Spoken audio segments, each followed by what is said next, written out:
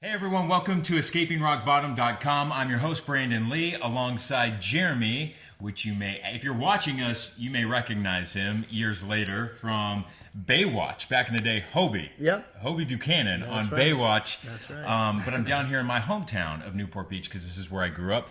Man, thanks for doing this. Thanks for being part of this and being willing to share your story. Of course, man. It's an honor and a pleasure. Yeah. So I'm really excited about this. Take me back to... Well, shoot, let's just go back to the childhood days and what it was like. You were kind of telling me a little bit about how you even got into the whole acting world, and you did that at the age of like 10. Well, I started acting at 6. I did a lot of TV shows and commercials, and I hit a home run. I grew up without a dad, so I was really eager to please and eager to do a good job and kind of earn those accolades and that acceptance, so that made me a shoo-in because I was just ready to rock. Hey, high energy, ADD, all that stuff. And I got Baywatch when I was 10.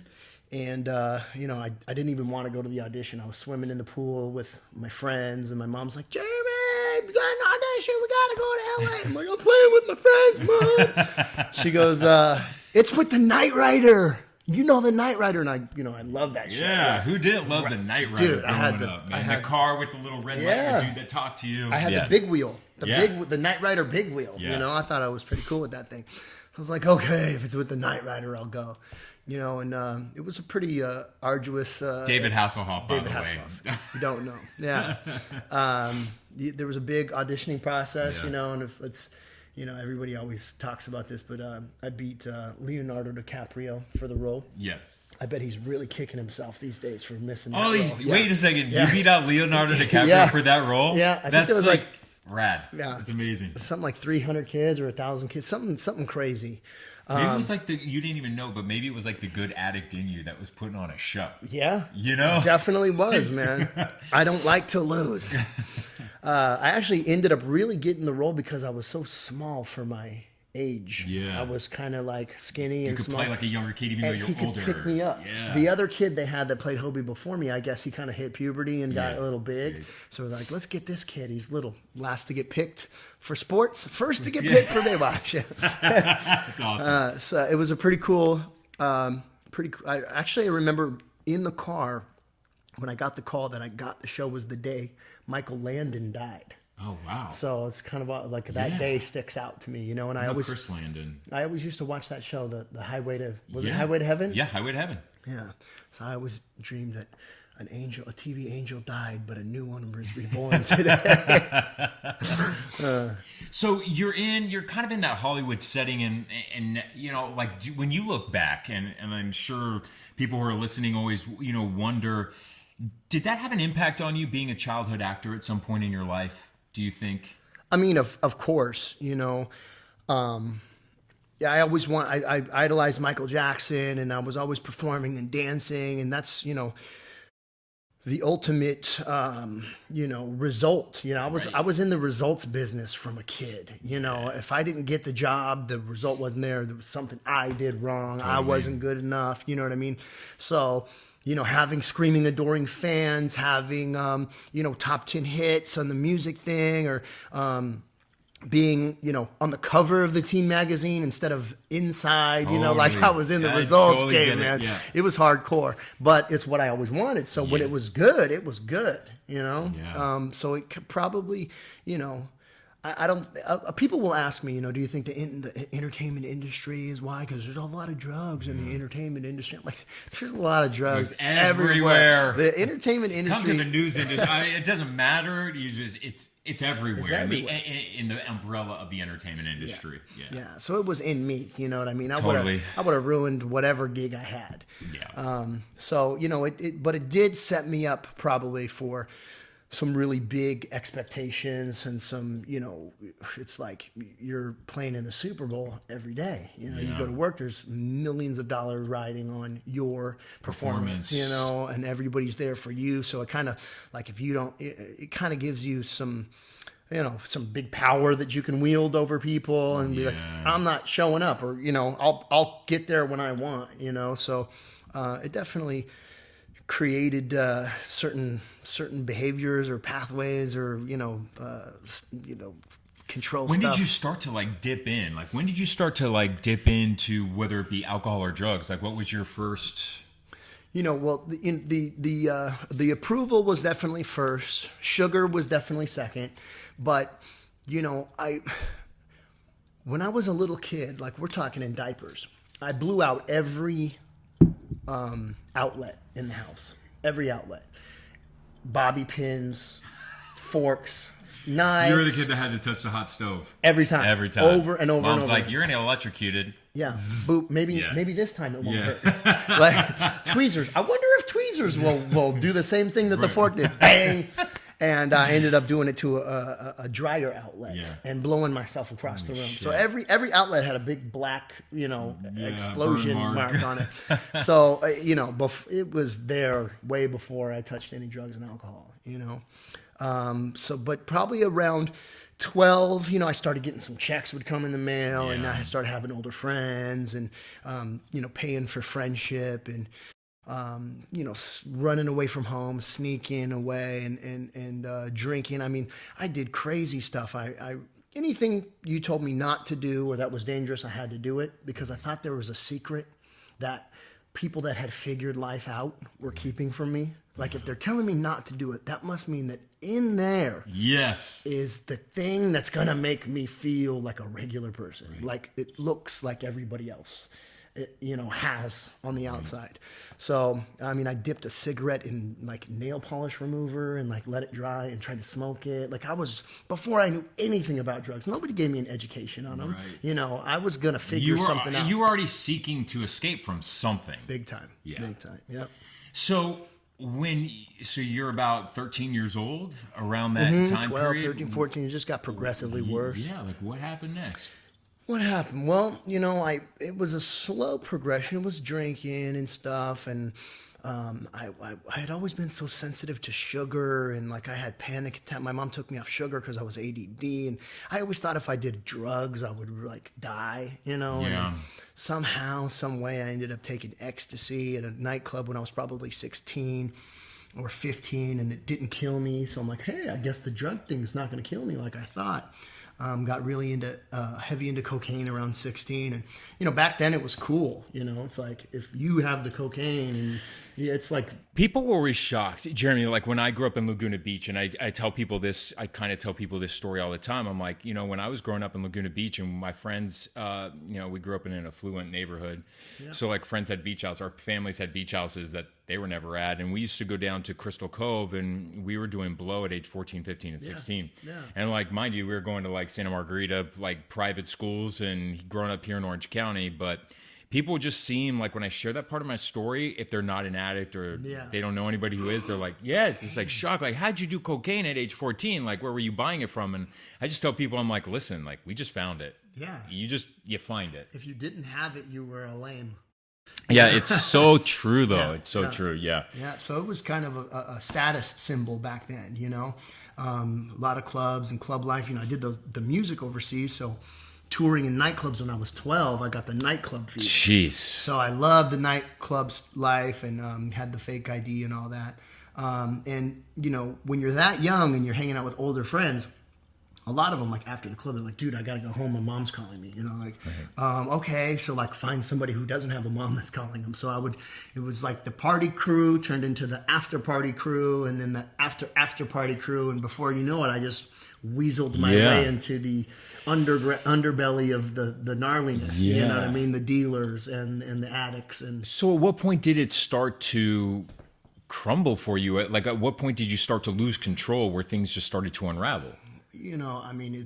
Because you and I are the same age. We're both 38 years old. So at what point in the process for you did it really start to just kind of crumble? Far sooner than I realized back then. Yeah. But it was, winter time. Holy crap. You've been partying your ass off. Get into rehab so that you can be ready for summertime. Get your stuff together. You're picking your face. You're all skinny. Get 60, 90 days. Go hit a home run. Yeah. Make your money. Scramble it all up again in the wintertime.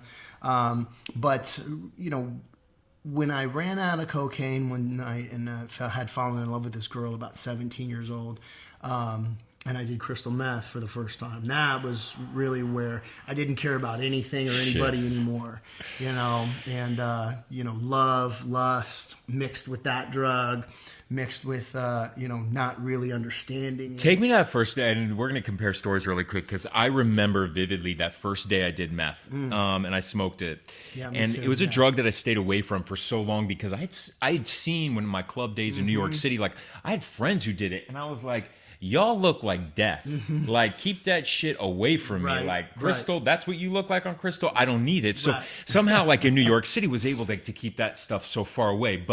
And then like I came to LA and was like, my inhibitions were down on GHB and I hit meth. And when I hit that meth pipe for the first time, when I tell you at home, like that drug will trick, addict, and seduce you into thinking you can do or be anything you want. And like superhero. Like I knew I had met my match. The moment I hit that pipe, I was looking in a mirror. I saw like my pupils turn black and I looked at myself and I'm like, you're fucked. And did not care. Like that excited me. And as dark as that sounds, like when I knew I was going down, that this thing was going to take me down, I was like, I'm ready. Yeah. Same. People talk about blackouts from alcohol or blackouts from Xanax or whatever, but you black out. I mean, there's no sense, and there'll be brief moments where I would catch myself out of the corner of my eye in the mirror at the bathroom and be like, been up for how many days? And be like, oh shit, you're still doing this? Yes. Wait, you're still in it? Like you were supposed to stop. Like you said, it was just 3 days later, like 72 hours later. And you're still doing it. And then, and it'd just be a fleeting, horrific realization. And I would come to like another 3-4 months later, deeper, more sunken in eyes, skinnier, like, oh, wait a minute, you're still doing this? You said you were going to stop. Yeah. So I was blacking out. How many times did you ever like look in the mirror and tell yourself, and I remember physically like hitting myself being like, brother, you will never do this again. You're never going to do it again. And then like the Tuesdays would come around, I'd feel like crap. Thursday would come around, I'm starting to feel better. By Friday, I'm feeling good. And Saturday, I'm ready to hit it again. And I'm like, fuck, what happened to Tuesday when you're beating yourself, being like, dude, bro, you're never going to do this again. Yeah. I mean, I wept in bed next to the woman that I loved at that time, wanting so badly for us to get out and knowing how drastically we needed to get out. She was getting all these horrible tremors and weird... Right. You know what I mean? That's what meth does. Yeah. And I was like, how weak, how pitiful that I can't stop even for her, And, it started very romantic. She had 163 IQ. She was a ballerina. She was gorgeous. Yeah. You know what I mean? And she was so smart. And she said, do some candy. It's candy. I'm like, what's candy? Candy. I'm like, no, can we just find some Coke? No, it's candy. It's crystal. Like she pulls out these big shards. And, jeez. And I'm like, what is that? And like, and someone's like, it's meth, dude. Like meth. I'm like, trailer park stuff? Like, no, like I'll keep my teeth in my mouth. Totally. No way. I'm never snorting that garbage. And then, with a little more withdrawal, I'm like, I'll try smoking it. Right. I've heard, how do you do this? That light bulb, somebody's like trying to show me how to do it with the light bulb. Like, oh God. I think I stayed in the closet for a few months. God. So you're kind of spiraling in that and you're going into that. What is that rock bottom for you? I've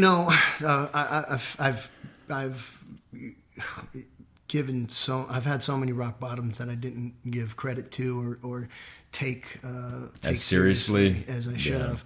But flash forward to that when the movie deals weren't coming through, the TV show calls weren't coming through anymore. I had walked away from Baywatch. I had quit the #1 TV show in the world, and it was their fault, right? They mistreated me, and I didn't give it enough episodes, and they didn't pay me enough, and all that stuff. I had learned how to cook methamphetamine because I was getting ripped off. I'm just white kid, rich. Everybody assumes I have money, and they just want to sell me the garbage and overcharge me. So I was like, screw this, I'm going to make it myself.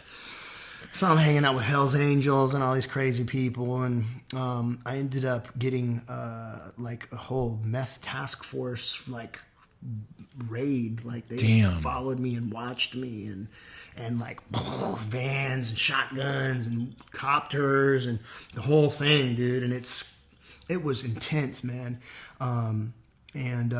Thank God for the Newport Beach Police Department. It arrested me in Yorba Linda. And I can remember probably 140 pounds, you know, and I was looking out the window that same morning and I was like, it's just not fun anymore. Like, I just can't get high. It's not working anymore, you know? And then 40 minutes later or whatever, when my hands are behind my back and I'm on the curb and I'm like, yeah.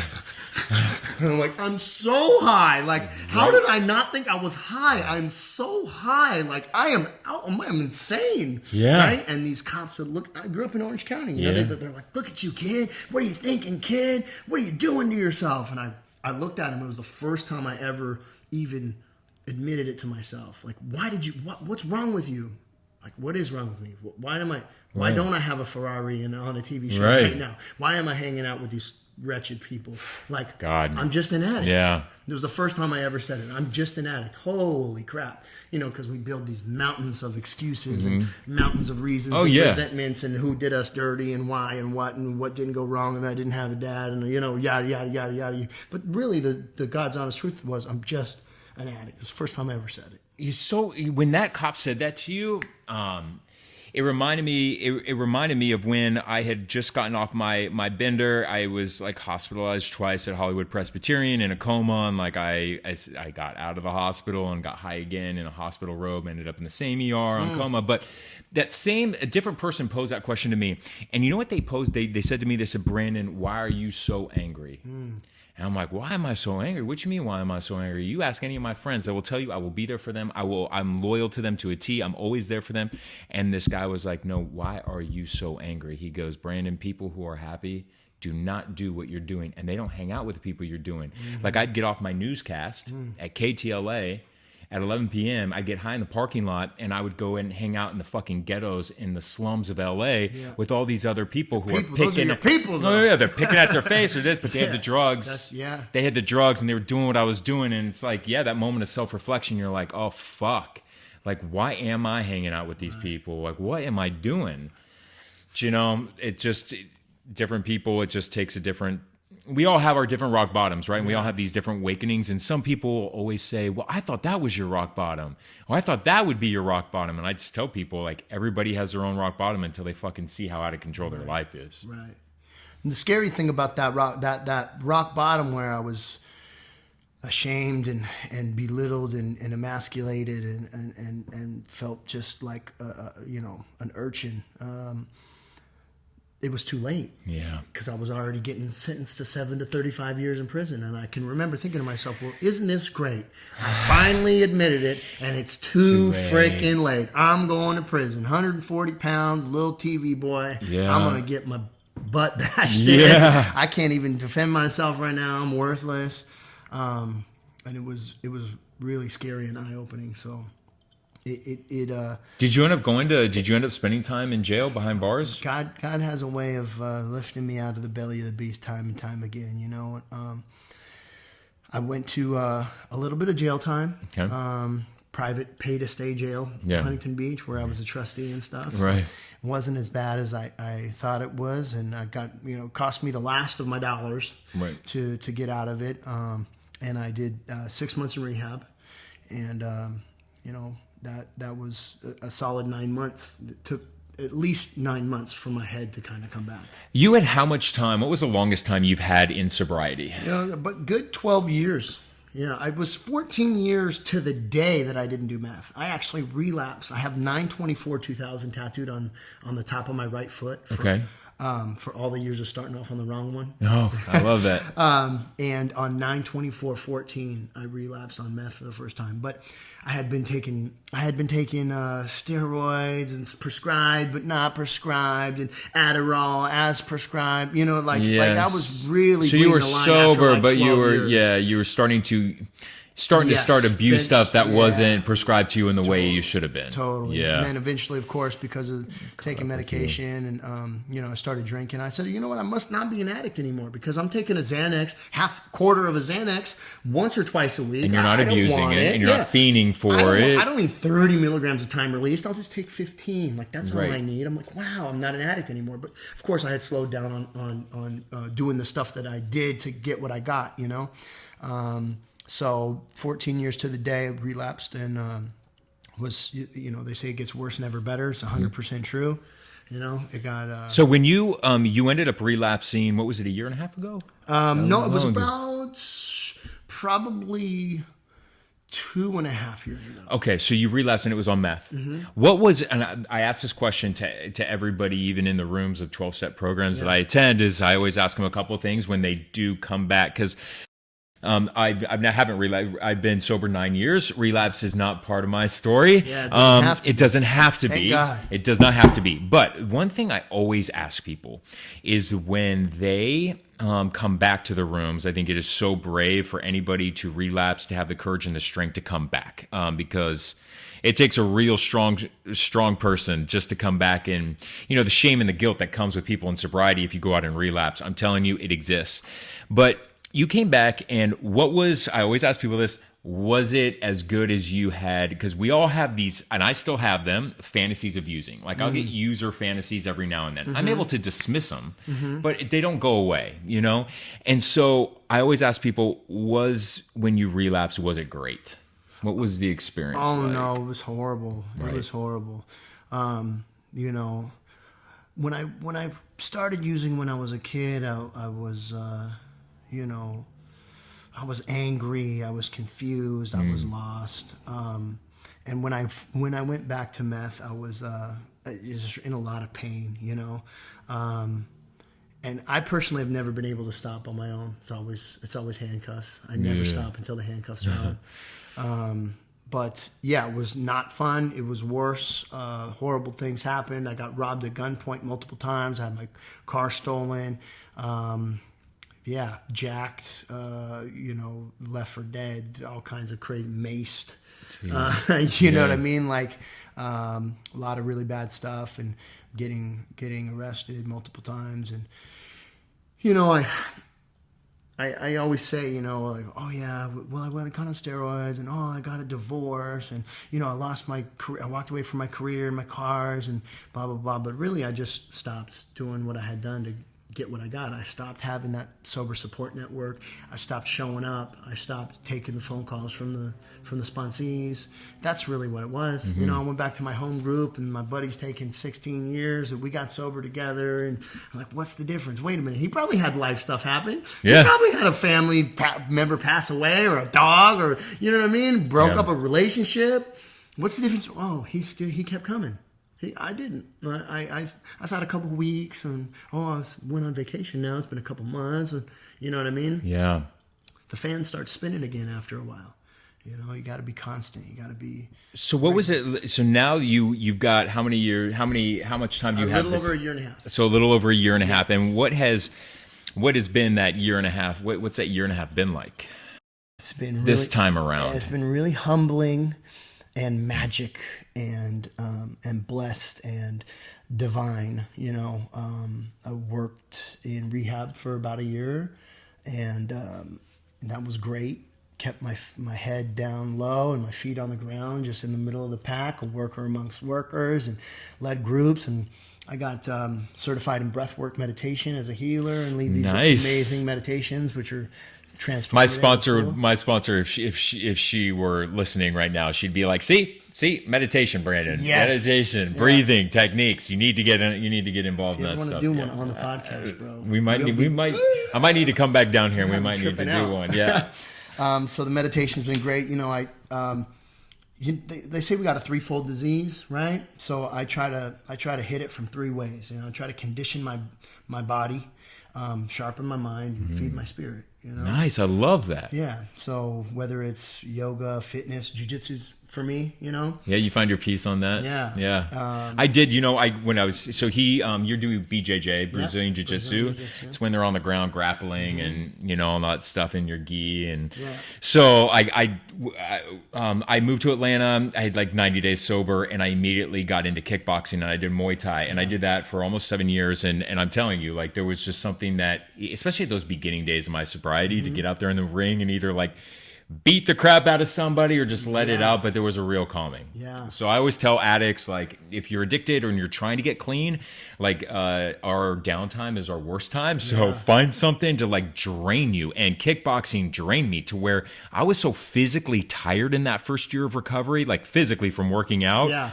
that like any itch that I had to go out with friends, and my sponsor told me, he's like, do something to wear you out so you're a hamster until you're done. Yeah. And it worked. It's so true, man. It's so true. So, yeah, man. What's the message that, like, because the fact of the matter is that you're somebody who was in the Hollywood spotlight. You definitely have a fascinating story, and there's a lot of people who are going to be listening to, like, and hanging on to every word that you say. And what do you say to people now through your own experiences, to kind of inspire them?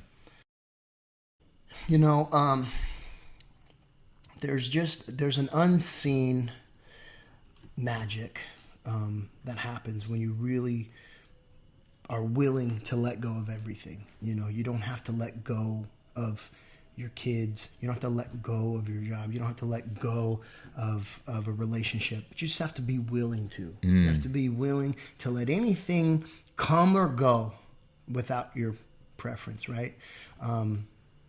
Because it's self-will for me is the thing that kills me. So just being willing to let life happen and as it's supposed to, put one foot in front of the other, do the best job that I can.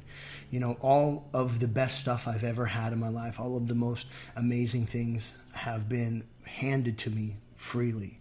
I'm crazy with the jiu-jitsu or crazy with the acting or whatever stuff that I put my efforts into, but the biggest rewards, the biggest gifts, and the coolest life stuff have always just come from left field and just been like, oh, by the way, here. Right. Like when I came back to recovery, working in the rehab, tail between my legs. I didn't have anything, and no car, no nothing, debt, and somebody just saw me doing a good job and not caring about the ride and the chick and the apartment. They gave me a friggin' truck, free and clear. Like, hey, I have extra. Like, I just see that you're really doing this. Here, I was like, oh my gosh, you know what I mean? Yeah. I didn't know what I was going to do working in rehab, and one of my buddies who's got 8 years, he's like, hey, he's doing really good. Hey, want to be my private chef? Yeah, here's a job. Like, what? Okay, I'll be a private chef. Okay, right. Sure. Like, I'll just do the best I can at private chefing. Like, it's just been handed to me, free and clear. But those are the gifts, man. Those are the gifts of sobriety. That when we do the right thing and when we're out of ourselves and we're doing service work for others and the most incredible gifts, they've always been there, but now we're able to be open to seeing them. Yes. Yeah, and taking advantage of them. I feel like people don't maybe believe it will happen for them if they're willing to let go completely. Totally. And just strip it down and say whatever God's will is, and stay in the day. And it's been so magic, dude. I'm so lucky to be here and have another shot at life and just be a worker amongst workers and part of a collective organism, because together we're so strong. Like we're invincible together. 100%. Apart, I'm dead. I'm gonna cut my pinky off, throw it in the corner. Pinky's gonna die. The body's gonna go off and be fine, and I'm gonna be shriveled up in the corner. Yeah.